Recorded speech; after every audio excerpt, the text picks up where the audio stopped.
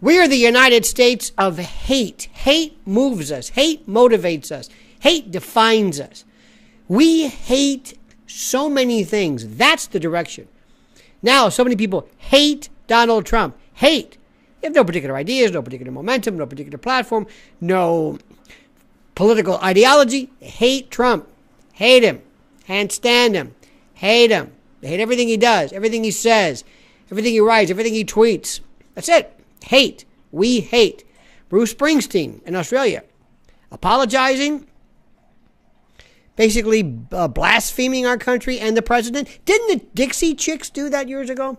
Now this is no corollary whatsoever. The Dixie Chicks, I think they were in the UK, said something to the effect of, we're embarrassed to be Americans, or we apologize for George Bush, or whatever it was. Their careers are ruined. Okay, fine. This is a Republican president. He was a Republican president, kind of conservative, I guess. Nobody's talking about Springsteen, maybe because he's so big and so incredible and so great and so wonderful that he's beyond that. But it's about hate. It's hate. And to extend this elsewhere, to extend this to another country, it's just an amazing thing. This comes up, and you hear it a lot of times when there was this thing called anti-American propaganda. They talked about RT a lot. They kind of backed off on that because that thing just went nowhere. But they would talk about, people who would be like Larry King spouting anti-American propaganda on this Russian, foreign outfit. Larry King, who, by the way, has such noted subversives like Dolly Parton on. But yet here's Bruce Springsteen in another country. What is that, patriotism or arguing with your country ends at the shore? Whatever the particular phrase is. But anyway, he does the same thing. That's anti-American, isn't it? I don't know. Why? We hate Trump. We hate. Hate is what fuels us. Who was it years ago said, is it more important to be loved or hated? Hey, feared. Hated actually will get more momentum, more information. We also have a herd mentality, a crowd mentality that fuels into this. There is no such thing as what you want. It's you hate Trump. And what they're doing right now is they're hating everything that doesn't even make any sense, that people don't care about. For example, he said so-called judge. Oh my God, he's blaspheming and impugning the integrity of the federal judiciary. This bothers you? Well, not really. But I just hate Trump. Hate him. Whatever he says, I'm going to act like it's the end of the world, that it is subversive, a sedition. I'm going to go nuts because I hate him. I'm going to absolutely hate him. You see, nobody cares what he says. They just hate Trump. That's it. And that's all. That's all we're talking about. And then we have groups of people who are those that we hate. And then we have those people who are espousing various things. And when you look at a lot of great YouTube stuff, it's, okay, let's look at another story about, who is it this time? Sarah Silverman. Okay, well, let's talk about her. Well, we hate her because she hates Trump and she's stupid, and okay, fine. And then this one talks about somebody. Why? Because they're stupid and we hate them. And we're not talking issues. I mean, I'm getting tired of this. I'm pulling back dramatically from this because it's okay and it's fun and I enjoy it, but there's more to me just hating everybody.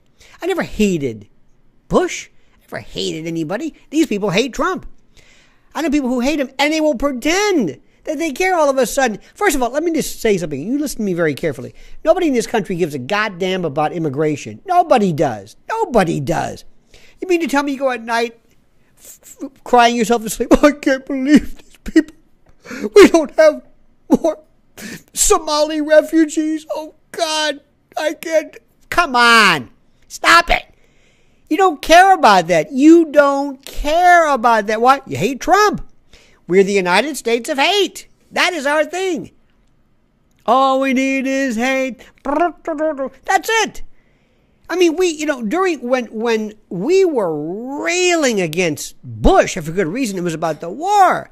It was about weapons of mass destruction. There was this issue, part that was connected to it. We hate you, or hate, whatever that word is, but it was about the issues, and we could explain why. Now there's nothing about why. You just hate Trump. We hate Trump. I tried in vain, I tried desperately to watch a little bit of sampling of Sunday morning news, and it is unlistenable. Why? This one hates Trump. This one doesn't hate Trump as much. This one hates the Trump haters. This one hates those people. Well, maybe not hate, but this one is. And then you have these poor people from Time magazine. Oh my God. Time, Newsweek, Time.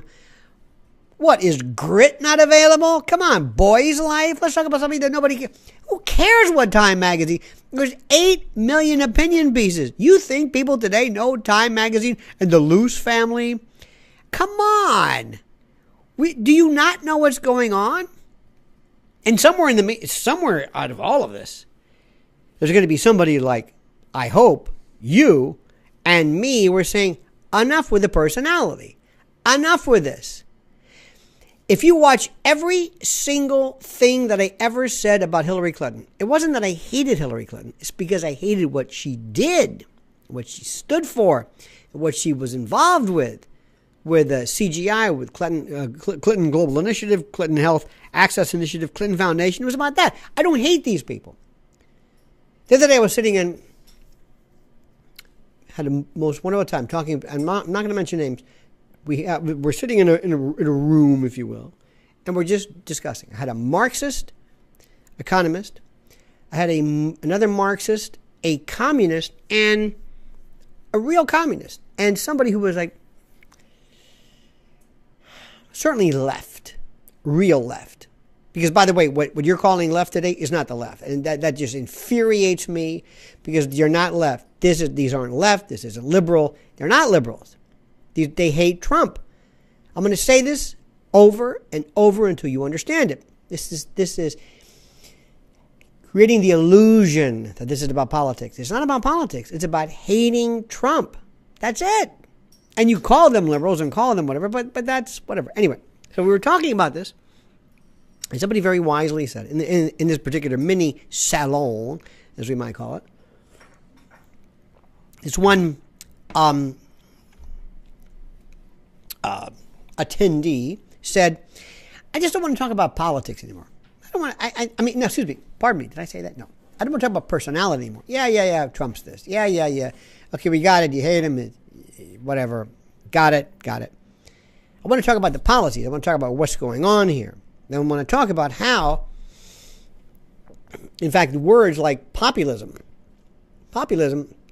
was used by the dime store folks who all of a sudden they're involved in, social media involvement and the like because they hate Trump. The United States of hate.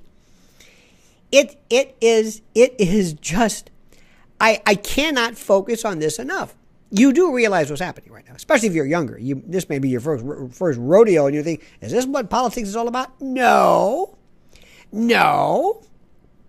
I've never seen anything like it. We had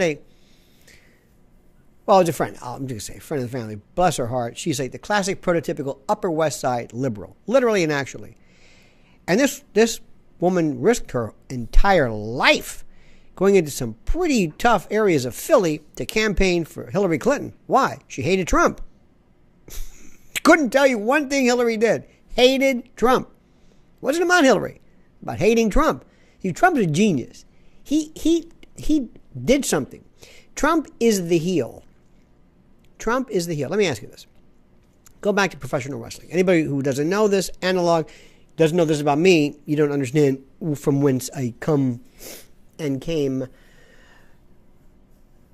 The person who fuels the attendance in professional wrestling, 60s, 70s classic, pre-Vince, because post-Vince is, I don't know what it is. Anyway, but pre-territorial, pre-Vince, but territorial, NWA, AWA, WWF, Texas, Oklahoma, Crockett, Eddie Graham, those areas. In that particular part, it was the heel that pulled in the audience. It was the heat that the heel caused. It was the heel, the bad guy, not the good guy. You wanted to go and see that bad guy killed, beaten, maybe win every now and then, but it was the hate that motivated you. Hate is the thing that just you can wrap your arms around it. During World War II, what really focused his country against Hitler and Mussolini and Hirohito and Tojo was this hate. Hate is it. Hate. Now, it's tough sometimes. Hate does not apply to all aspects of life. You don't, for example, go to concerts or see movies because you hate them. But when it comes to today's version of politics, which is sad to say, the way we're going to see for a long time, it's this mindless hate. Hate. Now, a couple of things here. One of the issues which really bothers me that nobody's talking about, and I'm trying to tell my people that I know who hate Trump, I'm saying, well, you want to talk about some issues? Let me tell you about a couple of things here that we need to discuss. Let me tell you what I, who am a political atheist, believe is a problem with the Trump administration. And one thing is simply this, and you're missing the point. See if you understand this. Number one, Trump is either, who's hated, if you didn't pick up on my theme, Trump is a genius because he uses and employs the notion of the rodeo clown. Let me explain to you this most important analog, if you will, or metaphor. Whenever there is a rodeo and bullfighting, and the can I have the Kleenex, please? My nose is running all of a sudden.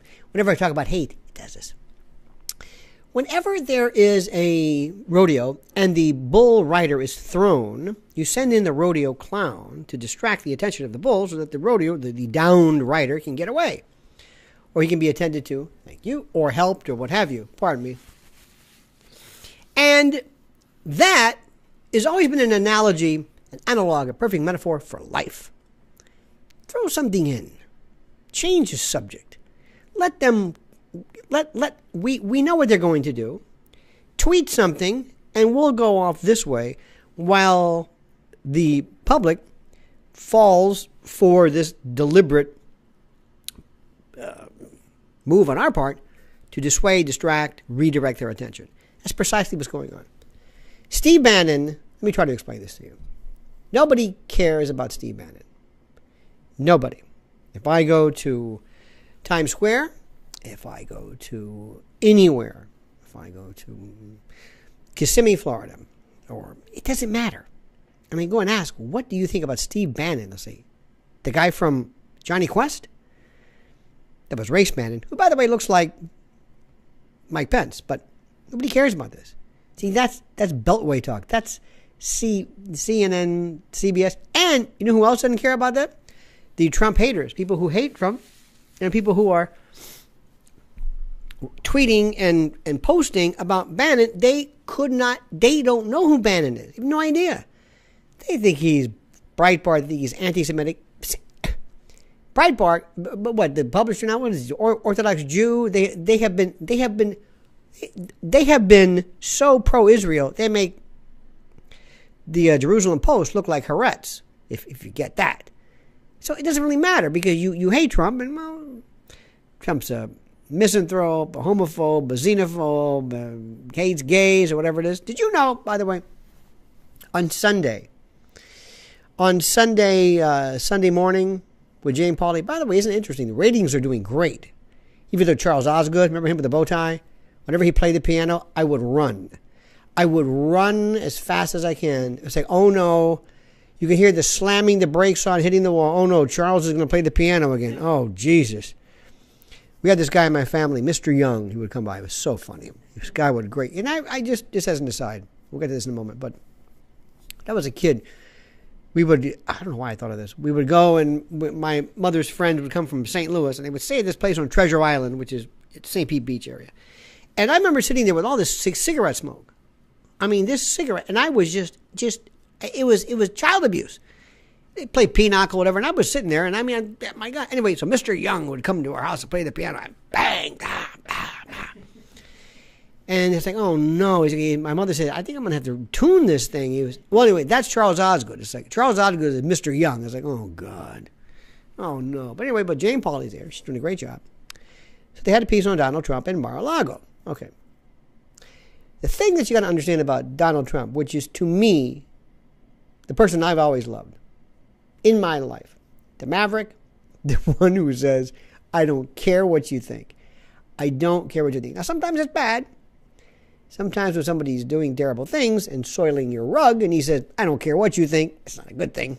But you do kind of appreciate somebody who doesn't really care about fitting in. And Donald Trump has no interest in fitting in, even though people love him more than you would ever imagine. So Mar-a-Lago is part of this Palm Beach la-di-da hoity-toity. And I loathe private clubs. In Tampa, we had this thing years ago. They still have the Ye Mystic Crew of Gasparilla. Oh, they thought they were so cool. I don't know why. They annoyed me to no end. Yacht Club, South Tampa, Palmacia. You know what I'm talking about. Same thing here. And people, it's just bullshit artists. These clubs they have here, these private clubs. Oh my God, I'd rather die than go to these. I wish I could tell you. I wouldn't say it too much because friends of ours will know what I'm talking about. And they think it's so great. Hey, you want to meet for lunch? Where? Where are you going to meet for lunch? Oh, please, dear Jesus, where? No, oh, no, not the club. Oh, God. And you go in there, and it's like the time forgot. There are places right now where, I mean, not that it matters, but black men are walking around with white gloves. I mean, it's okay. But I'm thinking, what is this? A Shirley Temple movie? Is Bojangles Robinson going to come out somewhere? What is this? So I hate these people. Private clubs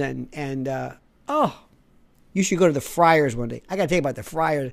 That is so sad. That is the saddest. Not hoity-toity. The opposite. You know what's worse than being hoity-toity? Thinking you're hoity-toity and you're not. But anyway, going back to Mar. So, did a piece. And Mar-a-Lago is now kind of a private club in Palm Beach. So what did Donald Trump do?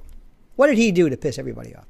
He let in gays, Hispanic, Jews, anybody. You pay the admission, you're in. You pay the whatever fee, and you're in. Drove them nuts. This is a guy who supposedly hates blacks, hates Jews, hates gays, hates everybody, hates the gays, the blacks, as he calls them. And he said, I don't care. This is my club. You're in. I don't care who you are. Pay the fee, and that's it. If you're green, you're in. Green beats black, Jew, black, gay, whatever it was. I love that. Because you have this idea that somehow he just isn't. Okay, fine. So he does these things. And he does these things that this iconoclast part, which I think is thoroughly terrific. But the problem that we're having right now is, as I'm watching this, I mentioned to you before about Steve Bannon. Steve Bannon is the cover. Mnuchin you got to watch for Treasury. That's Wall Street. That's Goldman Sachs. That's imperialism. That is the elite financial oligarchy. That's New World Order and Bilderberg and central banksters. And I mean, that is the guy you got to watch, but nobody is. Why? Because Bannon's taking the heat. Bannon is the rodeo clown. Bannon is because you're so stupid, you'll just. By the way, did you see this week they're going to do a cover story of Bannon on, I think it was Time? I get Time and Newsweek confused. I don't know. They're all equally worthless. And there's this terrible picture of him with his face all red and complected. You can see this rubescent, like the acne rosacea, and you can see the rhinophyma almost. Just horrible. His face is all pocked and just the filter. It's like what they did to OJ, making him look real black. What was it, Time or Newsweek? See? I can't figure him out. It's like Cheetah Rivera and Rita Moreno. I get them confused. I don't know which one's who's who. I get them confused. But anyway, but still, that's what you're watching. Now, let me tell you right now. Listen to me. I want Trump to answer my questions. What is your financial policy? What is your global policy? You're not going to sell out to Goldman Sachs. Same thing happened to Obama. Remember when they gave him Oh, Jesus. Tim Geithner. Remember him? All these, Larry Summers, and they handed him. There was one guy from Citibank who basically wrote the entire script of who would be his advisors. Is Trump doing that? Did he make a deal with somebody? That's what I want to talk about. But no, we can't do that. Why? Because the haters are jumping on Steve Bannon and the use of so-called judge in a tweet. See what's happening? Let me repeat in case you missed this. He does something. He dangles something in front of you.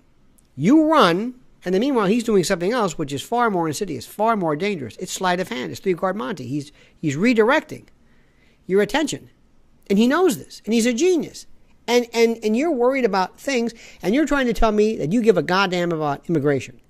You really want unfettered, unencumbered, unlimited, unregulated immigration? No, you don't. You're not saying that. All of a sudden, you're Miss Coming to America and I'm Emma Lazarus because you hate Trump. Because we are the United States of hate. That's what we are. That's how we veer focus. It's how we hate, how we think, so to speak. It is tough, though, when you're trying to come up with something, you're trying to tell somebody to vote for somebody.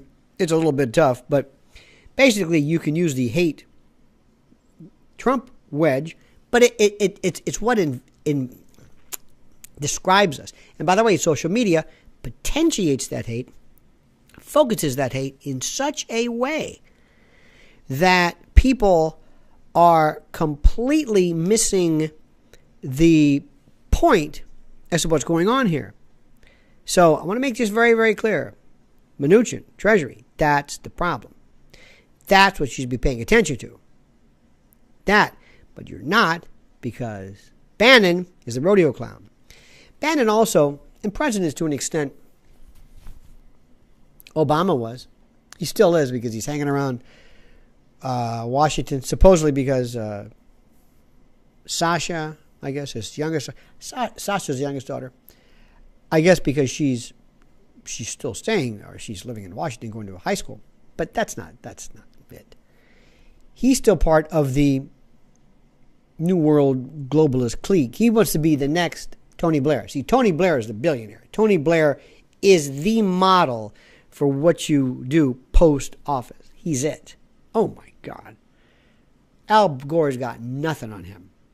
So what he's doing right now is, for 2 terms, he represents the battle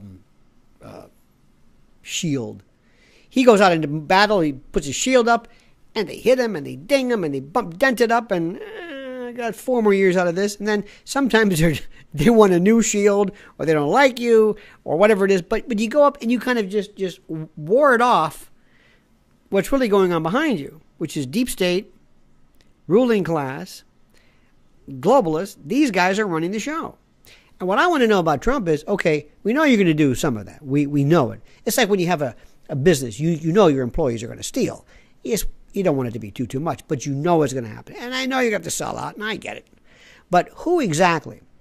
But we're not going to get to that because we're too busy worrying about Steve Bannon that nobody frankly cares about in the first place, which I find to be absolutely beyond hysterical. Notice I did not say hilarious. We have right now also somebody who is, by virtue of, I just want to just say this again. And I don't think you've realized what he poses, how unique he is. Why is he so different? You have a number of things that are happening. You know, there's an analog people use. They'll say, what is it that makes an epidemic? What causes it? What are the factors? If you get this, plus this, and you get poverty, and you get bad sewage, and bad sanitation, and bad medicine, and bad care, and bad this, and all this other, pardon me, all this, you have these things. Trump comes along, and first of all, you have a number of factors. Number one, there is no Democratic Party. There is no Democratic platform. Let me repeat to you. The people who are screaming about Bannon, the people who are screaming about whatever, even Springsteen, who is completely incoherent, all that filler, all that plastic surgery, the hair, the plugs, whatever the hell they're doing to him, I don't know. But maybe it affected him. He's a tremendous entertainer, great songwriter, great musician. Can't put 3 words together. Have you ever heard him in an interview just speaking about his life? Something he should be fairly conversant with. Not good. I'd rather hear Charles Osgood play the piano than hear Bruce Springsteen in an interview. But he came along, he does his thing. And again, it's this factor of this Democratic Party that has no platform. You have people who are motivated by hate. You have a charismatic anti-cult leader, namely Trump. He pulls people into the discussion, into the fray, by inspiring and motivating them through their hate for him.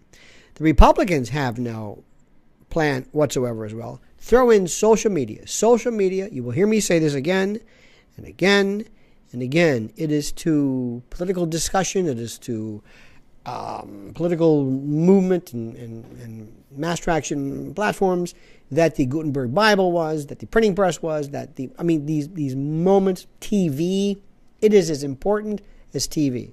Because TV is now basically commenting on social media. Social media has its own reference. Think about what the stories are. The stories are Trump tweeted this. Trump tweeted so-called judge. Trump tweeted. Trump fired back. Trump tweeted. And by the way, let me also make sure I say this before I forget. Nobody gives a damn about Australia. Now, with all due respect, I love the Aussies. Think they're great. But to show you the absolute disingenuous nonsense of these people in their hate, they all of a sudden have this tremendous sense of this feeling of, oh my God, the independence of the judiciary, oh my God. And I'll go, Australia, how dare you? Oh, really? You care about that? Well, whatever. How dare you, Senator Turnbull? Oh my God, he's a rogue. No, it's motivated by hate. We are the United States of hate. We are motivated by hate. We are fueled, propelled, pushed, and social media provides a perfect medium, that agar, that wonderful organic medium where hate viruses can grow. That's what it is. That defines us, because social media inspires trolling, hatred, hit and run, graffiti, for lack of a better word, criminal mischief and vandalism. That's all it is. You don't need to know a lot. And when you throw into also the herd mentality, throw into this as well, and I've talked about this, and I cannot emphasize it enough. When you have a group of people, Le Bon especially posited this, you need less of an understanding of the particular idea and more of a tissue-thin veneer, kind of a surface area appreciation for a particular idea or ideology, and not anything deep, anything that is connected to the intricacies of anything. No. Not for a crowd, not for anything. Speaking of crowds, only in America, in the United States of hate, can we have Berkeley riots at the epicenter of where we believed, of where there was years ago, the center, the epicenter, the altar of free speech. How we have completely forgotten all of that is, to me, absolutely beyond, not even irony. It goes to show you we've forgotten everything. And during those moments of trouble and the like in Berkeley, it was during the Vietnam War, when there were specific objections to the war, and not this disparate kind of a shotgun hatred that people exhibited towards a particular person. In it wasn't about Reagan or Nixon per se or LBJ. It was about what they were doing. Today, It is about, it's like when Thurgood Marshall they ask him, how do you define judicial activism? He said, do what you want, do what you feel, do what you believe, and wait for the law to catch up. Well, you start off with the premise of hating Trump and wait for the facts to come along, and you can cherry pick the facts to allegedly use them as the reasons or the bases for your hate. That's it. I mean, those days, you might have hated Nixon or hated Reagan, but you could tell why. Today, you have excuses. You have a hashtag. You don't have to know anything. You don't have to know anything to be a denizen of the United States of hate. Okay? Good. By the way, isn't it interesting? We love to talk about how we hate crimes, and we're so into diversity, and we're so into SJW stuff, when in fact it's the hate that motivates, it fuels and empowers and engorges us. It makes us turgid and intellectually tumescent, if you will. Okay, enough with that. Don't forget to, first of all, thank you for watching. Don't forget to like this particular video, and also make sure you subscribe to the channel and always comment as you see fit.